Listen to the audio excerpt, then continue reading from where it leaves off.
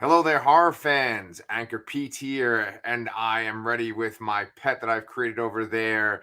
The collection of a bunch of different film critics all put into one body.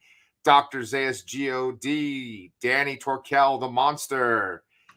That may or may not be a spoiler if you haven't watched episode 4 of 101 Scariest Horror Movie Moments of You all know what's time. really funny? I also could have worn this mask, and it also could have been a spoiler for one of the movies tonight.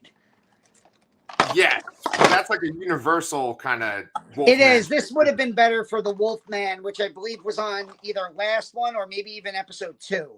Yeah, it was real early on. Yeah. But it is, Wednesday. We've been putting these out on like Thursday. Either Wednesday or Thursday, we are getting out our take on Shudder's 101 Scariest Horror Movie Moments. And for this week, we are doing numbers 62 through 50. Danny, are there any picks on here that you feel are kind of low on the list? Always. Yes. There's a few that I would have. There's a few that totally shocked me. Mm-hmm. There's actually a couple movies here that I haven't seen. Whoa. Which Okay. which last episode I had seen all the entries of 75 through 63. Yeah.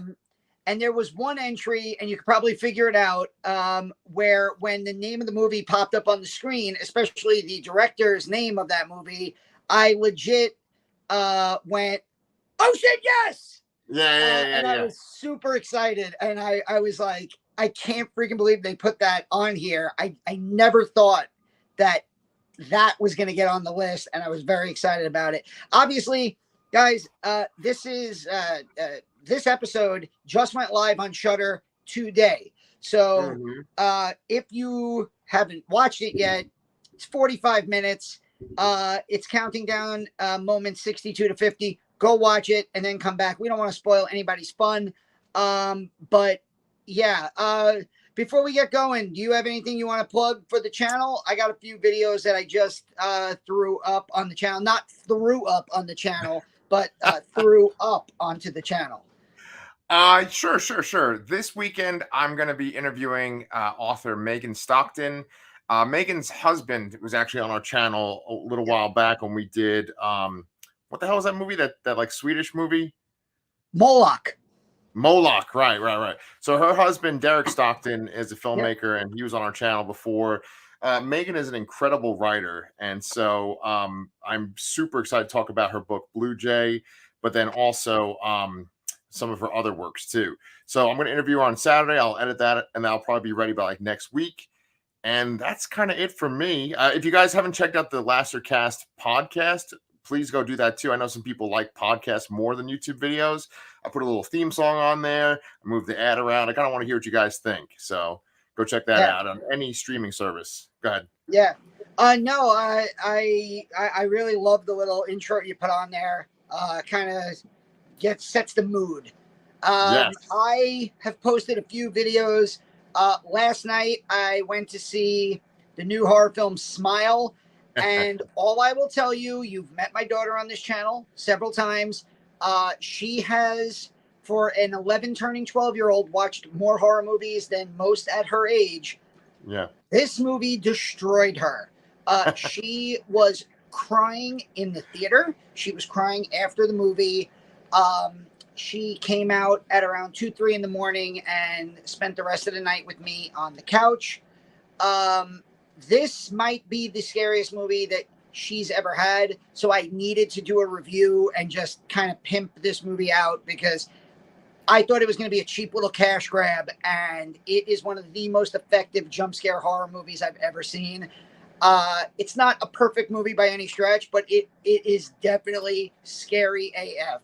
So go check out Smile, watch my review. My review is spoiler free for that. Nice. And you know how much I love to pimp out foreign horror films. I watched Speak No Evil on Shudder, and it is one of the darkest, bleakest, and just makes you want to, movies that's going to like rip your soul out and stomp all over it. And if you're in the mood for that, if you're in a dark place, then check that movie out and then check out my review on the channel. This is episode 4. You can find our reviews, our countdowns from 101 all the way down to 63 from what was 101? It was Oh shit, I don't have my notes for hold that on, one. I have it right here. Oh, he's got it. It's all in one book. That's good. From It Follows down to Peeping Tom. Nice. And with that out of the way, I guess we can jump into the list. Number 62. So I have seen 6 movies on here. There's 13 they go through all together tonight. And so number 62 is a movie I've seen. It is A Quiet Place, directed by is he Mr. Fantastic? Is he not Mr. Fantastic? John Krasinski. His wife, Emily Blunt, is in it. And it is a movie that does a lot of fun things with the absence of sound. I liked A Quiet Place a lot. I think that the moment they picked is an effective moment. Do you think it's the scariest moment in the movie? I think it's the best moment to. It's an amazing beginning to a horror film. You don't see things like that happen.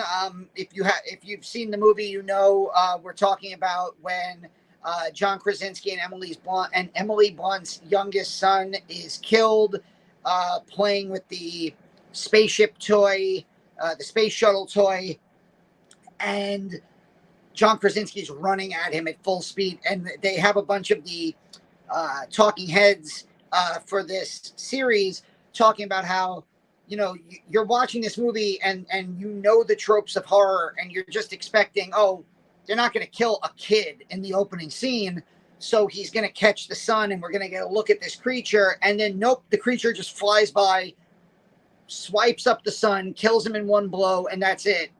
Yeah. And one of the things that I noticed this time that I didn't really, I guess, pay attention to, because you're so focused on the daughter, like the look on her face, and John Krasinski running, is Emily Blunt just falling to the ground and like almost beginning the mourning process before the kid is even dead, because she knows what's about to happen. And that moment really, as again, we come at this as parents sometimes, and that moment really hits very hard.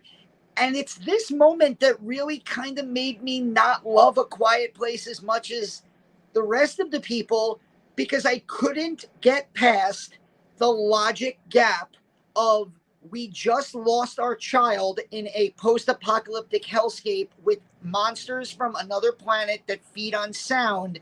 So let's get pregnant again and have a fucking baby. and that gap in logic, which led directly to John Krasinski dying, sacrificing himself. Again, we're spoiling this movie. I don't care. It's old. There's a sequel out there already. Yes. I remember walking out of the movie theater and going, there is no logic whatsoever that can be said to me. And I'm a parent. Like, I am a parent. If I lost a child, and the other thing is, like, they have 2 kids. So it's not like it was our only child and we have nothing to love in this hellscape of a world. It's worth the risk. No, you have 2 children. I gotta be honest. That's why I love A Quiet Place 2 a lot more. I think A Quiet Place 2 is an incredible sequel. I think it builds on this first movie and the world that they've created. I really enjoyed the look into when the aliens first landed, and then what happens after. But yeah, this first scene in that movie is a great one. Yeah, I always kind of assumed that Emily Blunt was pregnant already. Nope, because they actually do like a time jump, and they say like 400 days later, which is longer than it takes to have a baby. So I forgot that part. Okay. Yeah. I can't forgive it. And like, you can't even come at me at like, you wouldn't understand, you've never lost a kid. I'm like, yeah, but if I lost one kid, I'd still have a kid. So right. And I would exactly, like, I would try, like, there's the 2 things on earth that make the most noise are a woman giving birth and then a baby. It just Right. there's no logical sense to bringing a new baby into this world. Yeah. Well, one of the talking heads was Bria Grant, right? And I always feel a little anxious when I see Bria Grant come on this show because the video that got like the most views on my other channel, Anchor Pete, was Lucky, where Sherry and I kind of tore into Lucky a little bit, which is a movie directed by Bria Grant. And I think that Lucky kind of goes along with what you're saying right now, which is that there's just certain horror movies where the logic kind of doesn't make sense. And I feel like we've actually seen more and more of these types of movies recently, where it's like kind of like, oh, it's a metaphor, it's not necessarily real. And A Quiet Place is one of those movies where if you take an extra 2 minutes to think about what's going on, it kind of starts to fall apart. But I still think it's really well directed. I think the acting is incredible. John Krasinski is awesome. Yes. Emily Blunt's great. It's incredibly tense. It's incredibly tense. It does some really cool things. I think the aliens look cool as hell. Yeah. But yeah, I like to go from that opening scene to thinking like, all right, let's bring a child into the world. I don't know. It's funny when you brought up about the logic gap, because in 2 movies, we're going to talk about another one that Joe Bob said something that made me almost laugh out loud while I was watching it. And I was like, about a movie I've seen countless times. And I was like, he's right. The movie makes no sense. But in that case, I love it because of how ridiculous it is, you know? So I think it's, I'm actually super. Go ahead. I was just going to say, I think it's because of Quiet Place, for the fact that it's a post-apocalyptic alien invasion movie. It's grounded in realism. And it's that realism that I couldn't get past with the decisions the characters made. Yes. Yeah. Well, you know, it's interesting, right? Because A Quiet Place, it's pretty much just like the concept, right? It's like the main thing about it, right? But on this particular list, there are some like a wide range of movies on here, and like this next one, I've never even like seen. I think I've heard the title, but that's it. And this one has like a real interesting concept that like when they started going through it, I was like, oh shit. So the movie I'm talking about is number 61. It's The Autopsy of Jane Doe. And I've never seen it. I don't know anything about the filmmakers behind it. I saw that Brian Cox is in it. I'm a huge fan of Brian Cox, especially because of Succession. Go ahead. It's Andre Overdahl, who he's a I want to say Norwegian filmmaker. He's Scandinavian. I don't want to get his Scandinavian origin wrong, but he did Troll Hunter, which is a fantastic found footage film. And then he did Scary Stories to Tell in the Dark. It's probably his most like available movie.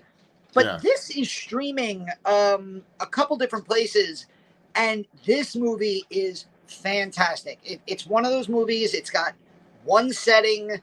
It's a creepy setting because it's a morgue, which is scary in its own right. But yeah, it's like the actress who plays the dead body in this movie. It's the best performance I've ever seen from a corpse in a movie, because the camera lingers on this corpse so long. And it's like we mentioned this on the last episode with the movie Terrified. You're convinced as a viewer, the longer the camera pans to this corpse, it's going to come alive. It's going to be a zombie. It's going to attack them, and nothing. And it's just, and because of that, the tension builds and builds and builds, and they keep finding all this shit involved. And it's funny because like the scene I wrote, is the scene the autopsy? Because that's kind of the whole movie. But then Mick Garris mentions the particular scene of when they finally peel her skin back, and you see that she's got these almost hieroglyphic markings. And I don't even want to spoil where they're from, because they kind of hint at where this body is from, because I want you to get something out of this movie. Sure. But even with what they showed, for somebody like you who's never seen it and really doesn't know much about it other than this clip, it's scary as hell. It's really effective, and it's 2 actors basically carrying the movie. Well, 3 actors. It's Brian Cox, Emile Hirsch, and it's the woman whose body is just laying there, and it's fantastic. Oh yeah. I'm super eager to watch this. Every time that you and I do this show, you always say the point of like it's like a laundry list of movies to go check out if you haven't seen them. And so this is pretty high on my laundry list, this one, after this episode. Um the next installment is another movie that I have seen, and it's a movie that I have a lot of fondness for. I actually kind of I wanted to start buying shirts at one point to be like you and Brian with all your awesome shirts. And I was like, I gotta get a good Phantasm shirt. And I don't know, I just think Phantasm's just so fucking cool. I like Don Coscarelli so much too. You know, like he Yeah. did this. I mean, Bubba Hotep and yeah. So I'm assuming that you're a big Phantasm fan. I right? actually have Don Coscarelli's autobiography, or not. I don't know if it's an autobiography or it's like it's like a book that he wrote about like his movies, and he's just such a, he's kind of a throwback. He's he almost feels like Lloyd Kaufman with a higher budget, slightly higher budget, where Right. like he's just gonna make his own thing, and he doesn't give a shit what investors say or what studios say. He'll make movies outside of the studios. He'll just get his crew and they'll do their own weird thing. And this is the movie I was talking about. Joe Bob calls it. He says, no one knows the plot of Phantasm. And he refers to the movie as a fun house. And that's really what it is. And because there's no realism to this movie at all, it just works. I think the first 2 to 3 Phantasm movies are genuinely just fun, scary rides. And Yeah. it has to do with Don Coscarelli, as he's almost like the Don Mancini. Well, like Don Mancini is the voice of Chucky from beginning to now. Don Coscarelli guided all 5 Phantasm movies. He got Angus Grimm for all of them. And if you've seen this movie, which you have, there has never been a more iconic saying of the word boy than Angus Grimm going, boy. Yeah, right. And I think the moment they use for this is the sphere. Yeah. Which I love the sphere. I would have used the scene where Angus Grimm, Right. where the kid wakes up in the middle of the night and Angus Grimm is behind him. They actually show that scene. Right. Yeah. And yeah, that's the thing with the show is that some of the moments they pick are weird. It's like, wait, you picked this moment instead of this moment? And especially when we get to the last installment on this list, I'm like, wait, they picked that moment? Like, another thing, and we say this pretty much every time we do this show too, is that they kind of talk about one moment in a movie, but then they sort of reference other moments too. Yeah, and I felt like that's what, yeah. They totally skate around the movie moments, and it's honestly, I bring it up, but I'm not at all complaining because it's a perfect way to do this show. You're celebrating the scariness of the whole movie, and then you're really just you'll let one of the, like a Mick Garris or a Greg Nicotero or a Gigi Saul Guerrero, you'll let them pick that one moment that scared them the most, and you're like, oh, that's the moment. But the show itself is not actually saying this is the scariest moment in the movie. It's really showing you that all of these horror geniuses that they have on the show, and us horror fans, we all have our individual scary moments from these movies. Like even American Werewolf in London, where we both kind of sat here and pondered the scene that they picked. My scene from the movie, as famous as the transformation was, is the scene where he wakes up as a vampire and opens his eyes, and it's that like jump scare moment. Would have been my moment, which for most people, when you say American Werewolf in London, it's the transformation. So, and that it's kind of fun that they do that with this. I've referred to it as cheating, but it's the good type of cheating. It's like, because you're getting to show more of the movie. Yes. Well, they did the spheres in Phantasm, and I agreed with you. I feel the exact same way, where that one scene with Angus Scrimm when the kid wakes up.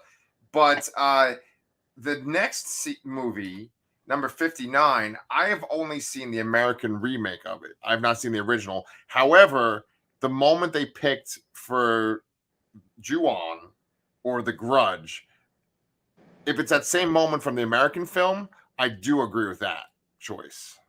So this is super weird. When J horror, that fad began with The Ring in Gore Verbinski's The Ring.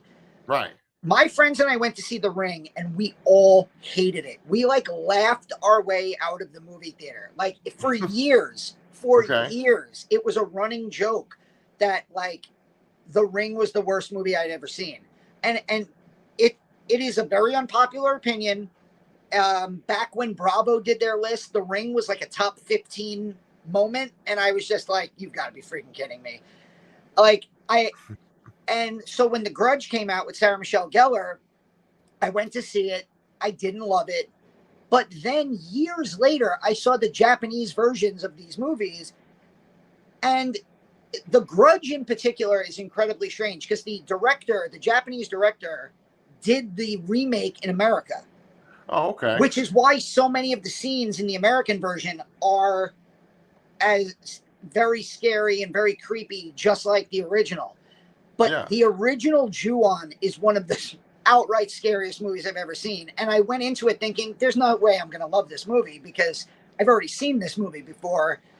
For me, it was either this scene where she opens up the bed sheet and there's the fucking ghost on top of her, or it was the scene where the ghost comes down the steps. Right. Which is, again, very similar in the Japanese and the American versions. Right. Any of those two scenes, I was fine with. But yeah, I've since gone back and watched The Ring, and I don't think it's the worst movie I've ever seen. I also just don't think it's that great, and I really am baffled by why it was so successful. But yeah, I've overcome my outright hatred of it. That happens sometimes. There's a couple of movies that you didn't like at first, but then you came around and like the whole series of them too. I mean, one of the first things that I ever wrote for Geeks of Doom when I started writing for them was a formal apology letter to Halloween 3. Oh, okay. Because I was one of those kids that grew up and I saw Halloween, and then I rented Halloween 2 and I was like, oh my God. And then I rented Halloween 3 and I was like, what the fuck is this?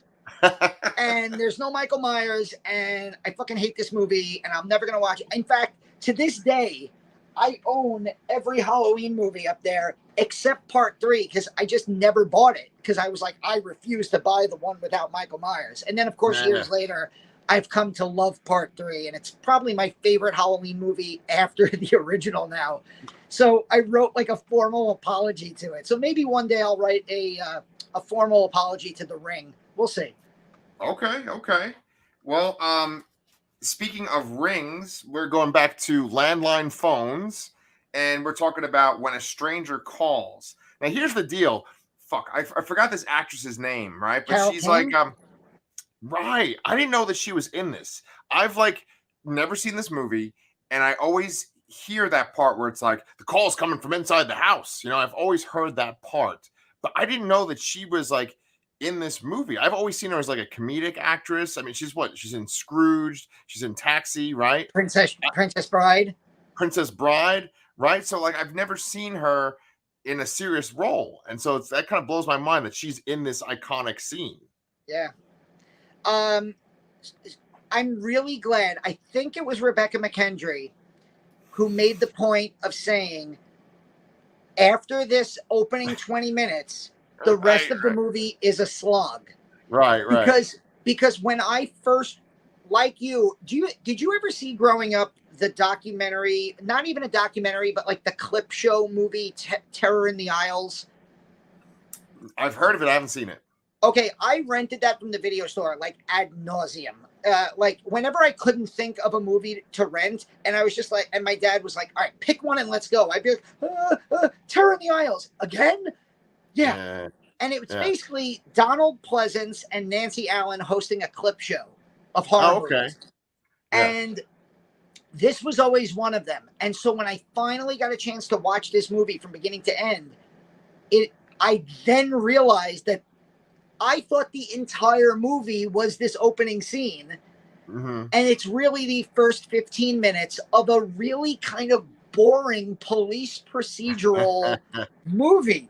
Right. And to the point where, like, I would not recommend anybody watch this movie, but I would recommend you watch the opening 15 minutes. And when that scene is over, just turn the movie off and you're good. What I will say is the direct-to-TV sequel is actually pretty cool. Is it but called like When a Stranger Calls Back? I think it actually is called that. Yeah. Okay, that's what I thought. Yeah, I think I might have heard and it the before. remake is terrible, but yeah, why don't you check the children? One of the most iconic lines in horror history. That opening scene is so iconic. It's so freaky. It's not until years later you realize that, like, the killer is inside the house calling you was actually stolen from Black Christmas. Segue, because number 57 is Black Christmas. Boom, boom, boom. And Good job. It was at this point when I realized they are going out of their way to pair certain movies up. Yep.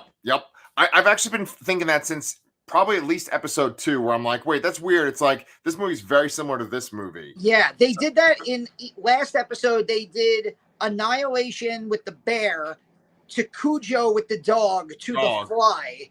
Right. Yeah, they've done this a few different times now, where they'll pair together. They do it even later in this video. Right. But Black Christmas, I mean, I thought it was hilarious that I think his name is John Olson. He's the writer of History of Violence, who said that, because it's the joke I always make, Bob Clark, where he's made the 2 best Christmas movies ever, but one of them is a family comedy that everybody watches at Christmas, and the other one is Black freaking Christmas. Right. Yeah. And that you watch the first movie with your family, you eat dinner, and then the other time you go watch it with all the degenerate relatives or whatever. Yeah. So what did you think of the scene they picked from this? Dude, I hate to admit this, but I have not seen Black Christmas. I know. We've talked about it like 4 times on the show, too. Yes. The second you said it, I was like, I remember that this was one of them. So yes.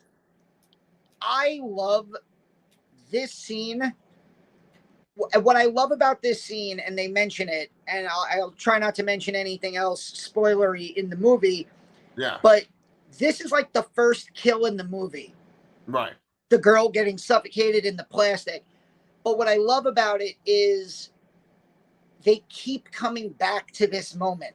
The woman who runs the sorority house, she goes upstairs and finds the body, and that's what leads to her dying. And it keeps, whenever there's like a lull in the film, they'll just go back and show her face. And it's such a horrifying image of her eyes wide open, her mouth wide open. And her dad is like looking for her the whole time. And her dad ends up like spending time with the other sorority sisters. He's like this like sad little guy who's just, waiting to have Christmas with his daughter, who's upstairs in the fucking attic dead. And yeah,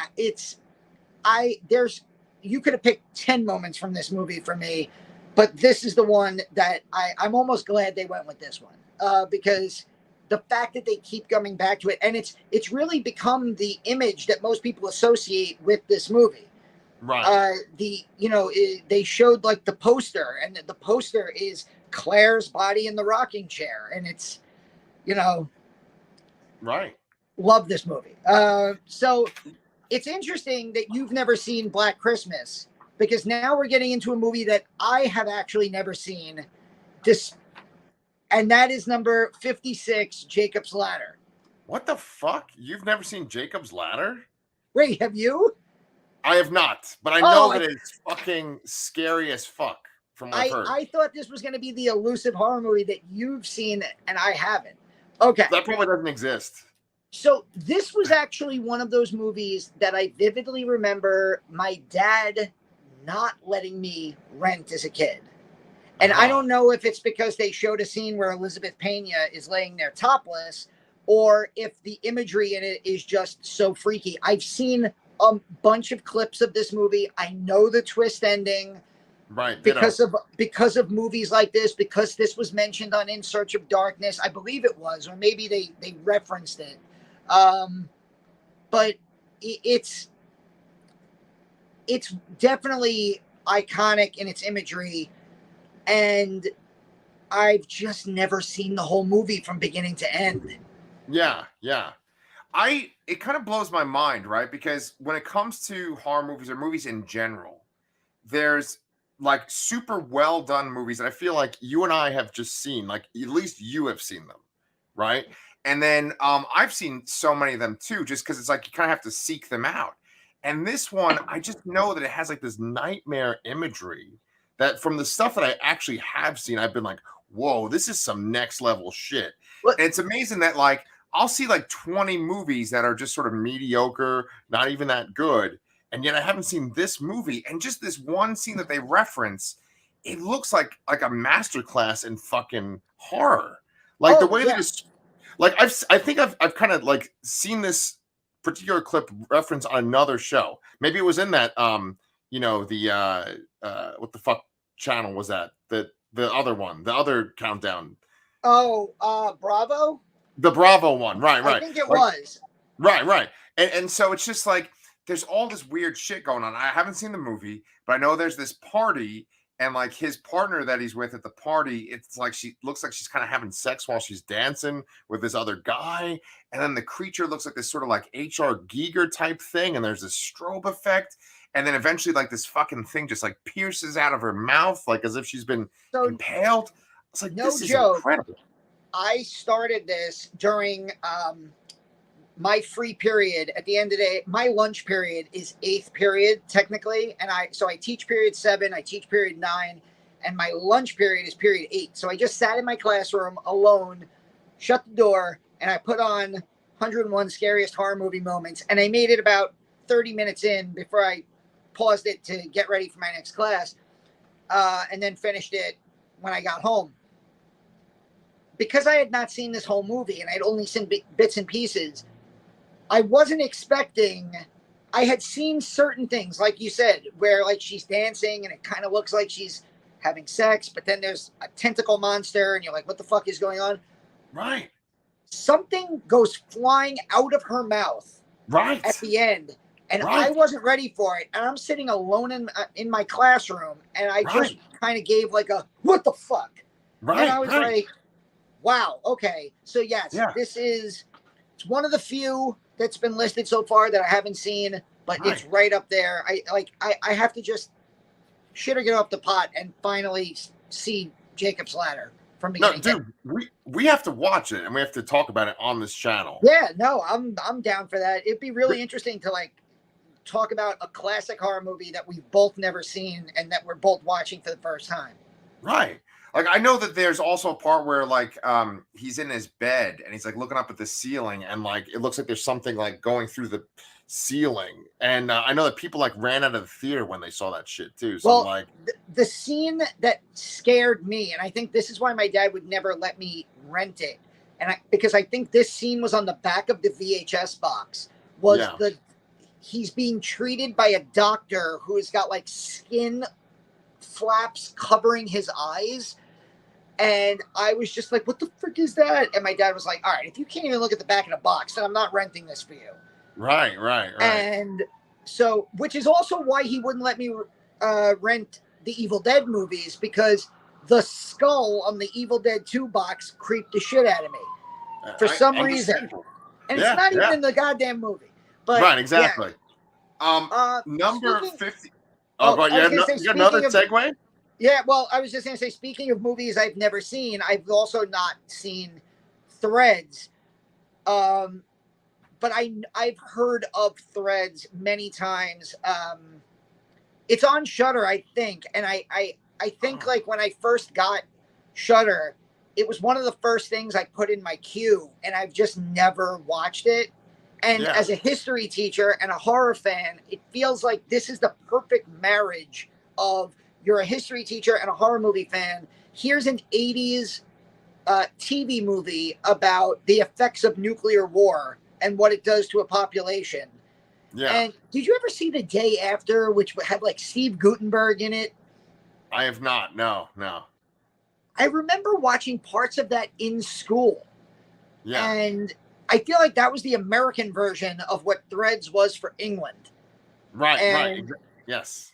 I've just heard that this is such a hard movie to get through in terms of the imagery and what it shows with the fallout and the effects of the nuclear war. And they focus in on this final scene where a woman gives birth, and they don't even really show, or maybe the movie doesn't even show, but it's just her reaction, like a mother giving birth, and they hand her a blood-soaked, like, cocoon of, like, here's your baby, and she, like, looks, and she just has this awful look of pure, like, horror, and like, it's just brutal. And I have to watch this movie too. It's a movie that I've legit heard discussed. This is like whenever they make a list of the most, you know, the darkest, bleakest horror films of all time, Threads always makes the list. Oh wow. Yeah. So you mentioned that they focus on that scene, and they do at the very end, the very last shot. But I thought that the moment they chose to focus on was actually in the blast. This one main character gets taken out, and then you don't hear from him from the rest of the movie. And it was like a fake out because it was like a big actor at the time, and he's just gone from the movie, you know? And what I was going to say about British people in general is, like, they can get really fucking bleak. Like, British stories can get super bleak. And I think that, like, we kind of always associate British people with, like, fanciful things, like Neil Gaiman type stuff, or, you know, Lord of the Rings and stuff like that, because there's always British actors, or Doctor Who. But, like, when it comes to, like, war stuff, the Brits have, like, this really dark imagination. Like, they have Warhammer 40K, which is like a little miniatures game that's huge there. And that's just the bleakest, darkest future. Even like their Transformers comics, which me and Brian love, are just these horrific comics where, like, Transformers are mutilated and melted and stuff. So, like, they obviously experienced the horrors of World War II, like, in person with the bombings from the German forces or whatever. But like, just the way this movie looked, it just looked like the kind of thing that, like, would just make me fucking depressed and, you know, want to watch Star Wars or something to get over it. You know? Yeah. Like, I have to clean, like, you watch it and then you immediately have to watch something to, like, clean your palate. Like, all right. I need Bill Murray in the early 80s. I need Ghostbusters or Back to the Future or Stripes or something, like, fun and crazy to just make me happy and smile, so I'm not feeling the pain and suffering of nuclear fallout. Yes. Yeah. So let me see if I can do a segue, because you're stepping on my segue toes over here. But would you say that The Howling is a movie that would make you feel upbeat? I know that Gremlins 2 would probably work, and that's directed by Joe Dante. I've never actually seen The Howling, by the way. Probably something I should remedy, right? Yes. It's not. I think The Howling is a perfectly fine companion piece to American Werewolf in London. They came out virtually at the same time. They had competing special effects masters doing the werewolves. You had Rick Baker doing American Werewolf in London, and you had The Thing's Rob Bottin doing The Howling.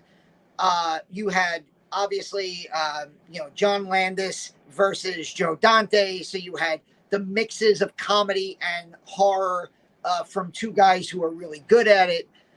My favorite part of Joe Dante on this is when he said, I was about to start work. I don't know if you caught this. I was about to start work on a little movie called Jaws 3. Yeah. It was like Jaws 3 People Zero. That's right. They were going to do Jaws 3 as a spoof. Mm-hmm. And they figured, why not hire Joe Dante, because he had done Piranha, which was the greatest Jaws ripoff of all time.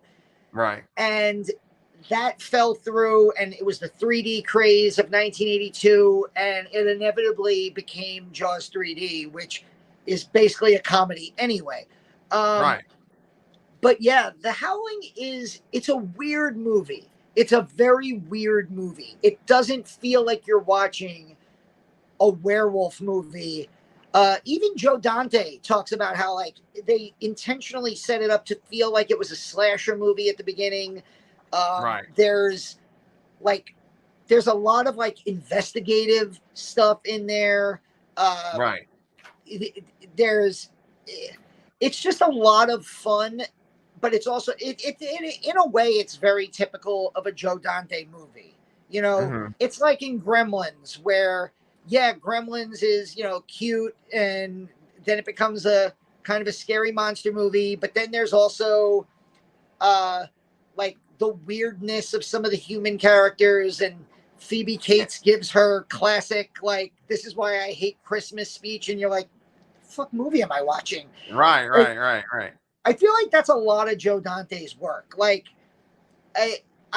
Chris got, I don't want to say Chris got mad at me, but like I had never seen The Burbs, which I know a lot of people love.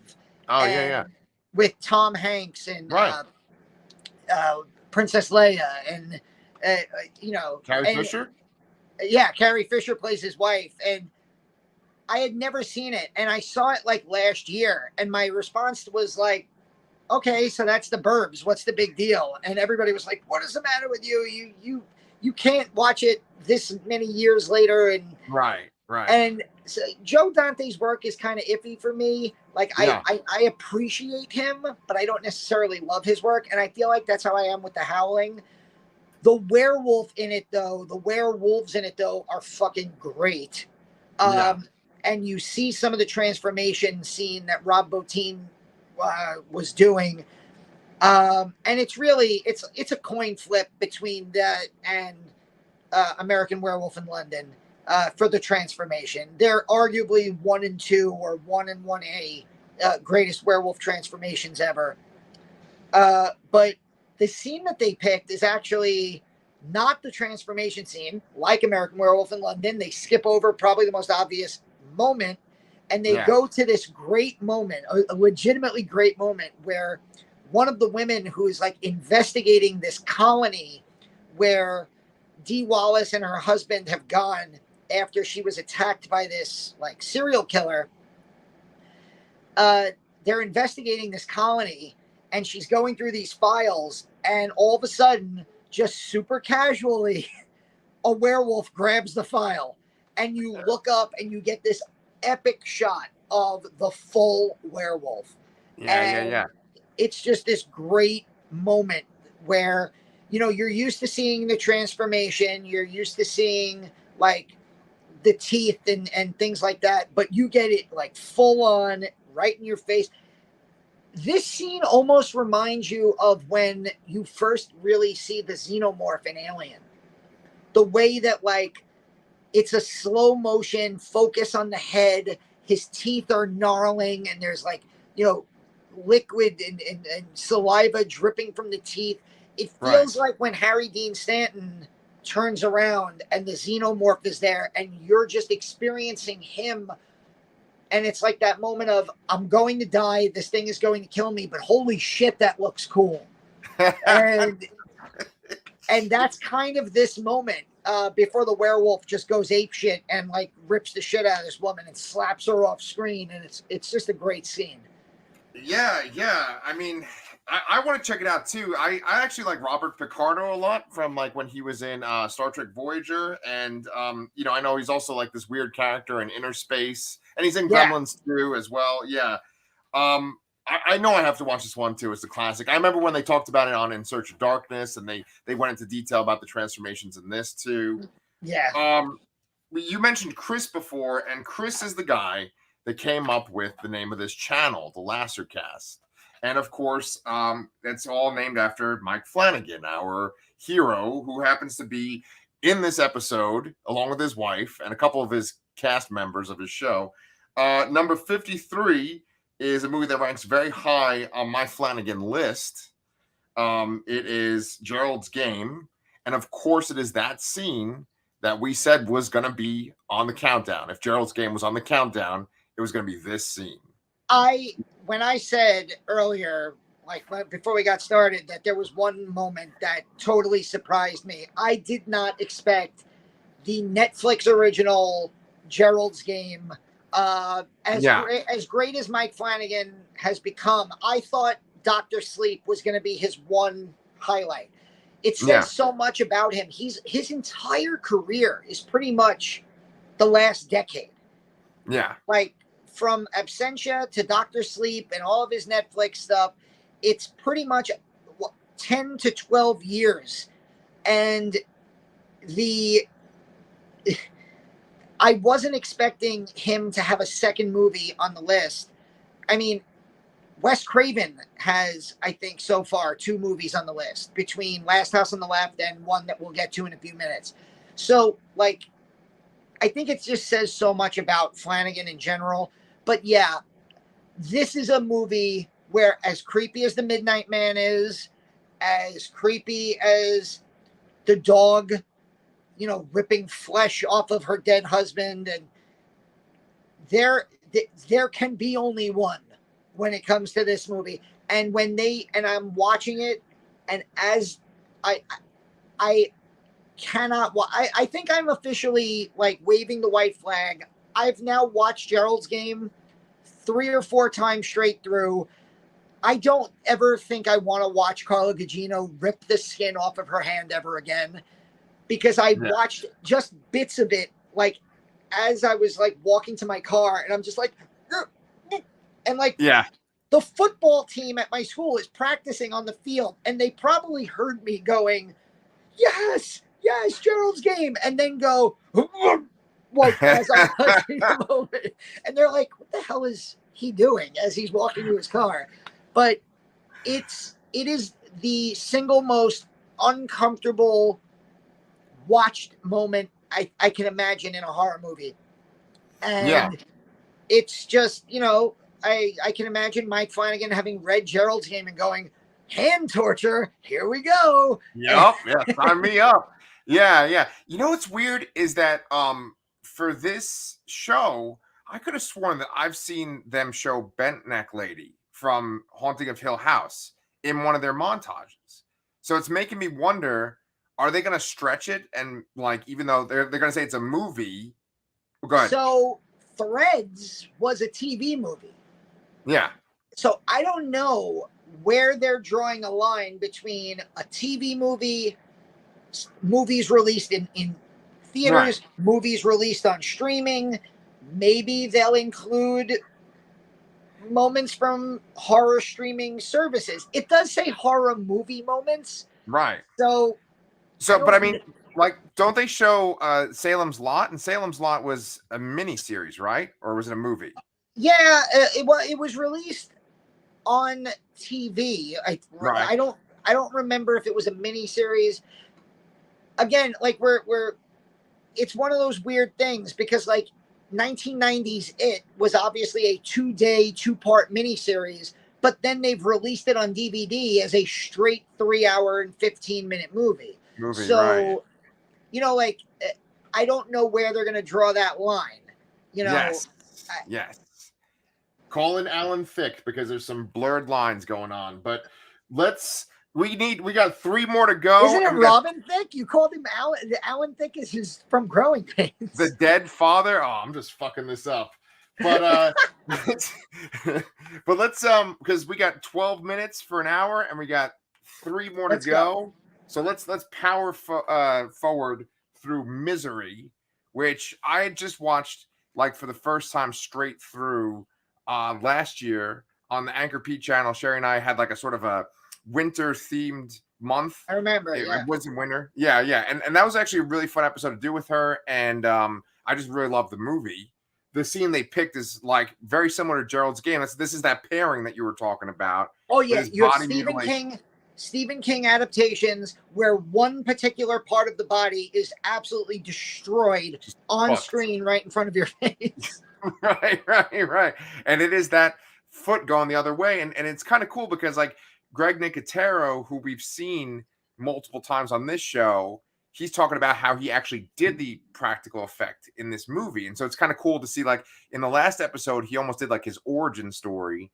and now he's probably talking about a moment that's pretty early on in his career, and just that whole thing with the foot. What's her face? Kathy Bates? No. Gigi Saul Guerrero.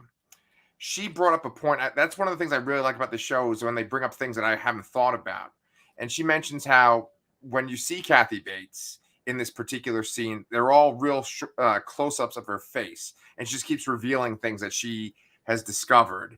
And I love when a filmmaker gives you little insights into a movie, especially about how a movie kind of plays with your mind. And I think that Gigi Saul Guerrero did a great job describing this scene, this hobbling scene from Misery. So, yeah, classic. I mean, and it's one of those, like, again, this is a movie, it's a phenomenal film. People have called it the best Stephen King adaptation. Rob Reiner, like Mike Flanagan, is 2 for 2 when it comes to adapting Stephen King work, because he also, of course, directed Stand By Me. But this is one of those Highlander movies where there can be only one moment in this movie. Like, if it's anything but the hobbling scene, you're stretching a little bit.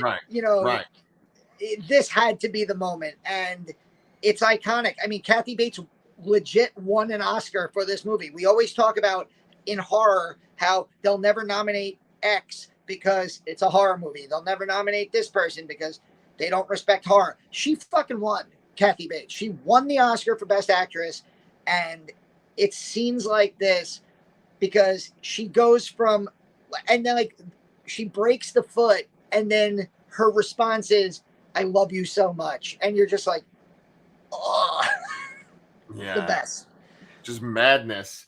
So you mentioned, I like this term, the Highlander moment, right? There can be only one, and the thing is, in the last 2 entries, I've thought about both of these films. And I thought about, well, what is that moment, the Highlander moment for these movies? And I would actually say that for both of these 2 films, I would not say that these are my choices for the moments for these movies. So the last 2, the first one we're going to talk about is a fucking horror movie iconic classic. The original, there it is, Frankenstein. And for me, if I was going to pick like the horror moment from Frankenstein, it would be when he kills the little girl. So what do you think? I think that what makes Frankenstein so iconic, and I think the reason they picked the moment they did, is Karloff himself and the makeup of the monster. So I can only imagine, again, being in the 1930s and walking into a movie theater and seeing Karloff for the first time stumble into the room backwards and do the slow turn to reveal the makeup for the first time, and how scary that would have been. The scene with the little girl is scary. It's also, there's a deep sadness to that scene too. Right. Because you could tell at that moment that he's not the monster, and that even though he does kill the little girl, it's not because he's a monstrous being that's out to kill children. It was an accident. So yeah, I don't mind. I think that, the reveal of Karloff is a truly iconic moment. They actually introduced this episode talking about those iconic moments, and there are a few in the history of horror more iconic than just looking at the Boris Karloff Frankenstein monster. So I don't necessarily disagree with the choice. The little girl scene easily could have been on there. I'm interested to see if and when Bride of Frankenstein gets on there, because I think Bride is one of the greatest movies ever made. So yeah, I'm interested to see if This Old Dark House gets on there, because that would be a James Whale trilogy. The Black Cat with Karloff and Lugosi, another one of my favorite movies from the 30s. Yeah, I love those Universal movies. So the more the merrier on this list. And then we get to the last one. And I was shocked a little bit. Yes. Because they knocked off Jason Right. last week. Right. They got rid of Chucky in episode 1 because they did Child's Play. They did Friday the 13th last week. And at number 50 is Freddy Krueger, Nightmare on Elm Street. I thought Freddy was a lock for top 20, maybe even top 10. And you even said it. The moment they picked was a strange moment, given that it really has nothing to do with Freddy. I mean, it does at the end. What moment would you have picked from this before we? Yeah, I'd pick the scene where the girl is hanging from the fucking ceiling, getting killed by Freddy. I would have either picked Tina's death scene, right, or I would have picked the bathtub scene. Okay. And okay. the idea that, like, dozing off in the bathtub and Freddy's glove and just the imagery of that scene is so out there, you know? Yeah. So the moment they picked was the scene where Nancy is in school. I didn't particularly enjoy the jab that high school is boring because no, it's not. Not in my class anyway. Exactly. But yeah, the moment they picked is when she's dozing off in class and she wakes up to see Tina's body in the body bag. Now, it's not to say that this moment isn't scary and creepy as hell and the body being dragged down the hallway. That's not a moment that jumps out at me in the franchise, even not even this movie, the whole franchise. Right. Like, I would love to see a moment from New Nightmare in there, because I thought that completely revitalized Freddy Krueger and saved him from the parody that he had become in the last few sequels. Right. And the makeup was so scary in that movie. If this is the only Nightmare on Elm Street on this list out of 101 moments, I'm going to be a little disappointed, because of all the horror icons, Freddy is my number one. He's my, Dream Warriors is the movie that got me into horror. So if this is that one moment where it's barely inclusive of Freddy Krueger as a character, even the moment of him walking down the alley and the arms going out, and then the glove hitting the wall and the sparks, you gotta put Freddy on the damn list. Like, Tina in a body bag being dragged away just doesn't feel like the moment to pick from a Nightmare on Elm Street, I 1,000% agree, man. I do think that there are going to be other entries from this series in this countdown. I just can't see how they could put 49 other entries on here and not have another Freddy. I would like to think that, but I'm not sure. I don't know. Yeah, I mean, there are some things on here that I just was like, whoa, the Autopsy of Jane Doe, or whatever the hell that one, like, I barely have ever even heard of that movie. And then that movie last week, that Iranian one or whatever, that ghost one. Oh, Terrified. That's from Argentina. Yeah. Oh, okay. I'm sorry. Yeah, like that one, I just would never think of those movies. And then if they put like The Haunting of Hill House on here, the Flanagan version, and they don't put like another movie with Freddy on it or another movie with Jason, then I think I'll be like a little disappointed. I love Hill House, but I feel like if you're going to call it movie moments, like, use some of these iconic movies that people like literally have like tattooed onto their bodies, because they're so. That's such a great way to like bring this episode to a close, because it's like, I go to horror conventions all the time. I can count forever and ever how many Freddy tattoos I've seen. I've never seen one Tina in a body bag tattoo. And if you have a Tina in a body bag tattoo, take a picture, send it to us, tag the Lassercast on Twitter, tag Pete and I on Twitter, and you will prove us wrong. But we will meet again next week. Same bat time, same bat channel, next Wednesday or Thursday, to talk about episode 5, and we will get down into the 30s and work our way towards Halloween. Both Halloween the movie and Halloween the holiday. Wow, this guy's fucking amazing. With 30 seconds to spare for an hour, that's us for this week. Make sure you like and subscribe. We love y'all. Bye.